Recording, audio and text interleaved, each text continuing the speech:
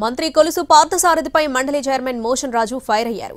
కూటమి ప్రభుత్వం ఏర్పడిన తర్వాత భీమవరం లేఅవుట్లో కాంట్రాక్టర్ డబ్బులు వసూలు చేస్తున్నారని ఫిర్యాదులొచ్చాయన్నారు. తానే స్వయంగా కలెక్టర్కు ఫిర్యాదు చేశానని తెలిపారు.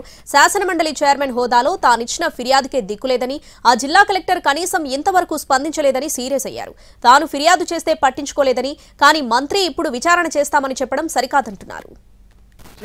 డబ్బులు ప్రజల దగ్గర ఇందాక మెంబర్ చెప్పినట్టుగా డబ్బులు వసూలు చేస్తున్నారని చెప్పి వాళ్ళు కంప్లైంట్ ఇస్తే వాళ్ళ దగ్గర ఎంటీ నోట్లు కూడా రాయించుకుంటున్నాడని కంప్లైంట్ ఇస్తే నేను స్వయంగా ఇప్పుడున్న గవర్నమెంట్ లో కంప్లైంట్ నేను క్లియర్ గా రాసిచ్చా, ఎంక్వైరీ చేసి రిపోర్ట్ చేయండి అని.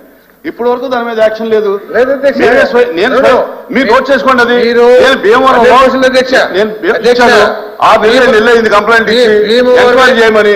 ఆయన కొత్తగా ఎంక్వైరీ చేయమన్నాడు. నేను ఇచ్చి 2 సార్లు రిమైండ్ రాశాను కలెక్టర్కి. ఆ కలెక్టర్ కనీసం పట్టించుకున్న పరిస్థితే లేదు. అధ్యక్ష ఎందుకు యాక్షన్ తీసుకోలేదు?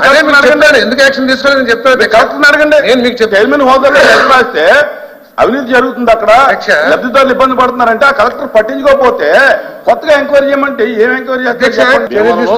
భీమవరం లేఅవుట్ లో 9,000 ఇల్లు ఇచ్చారు.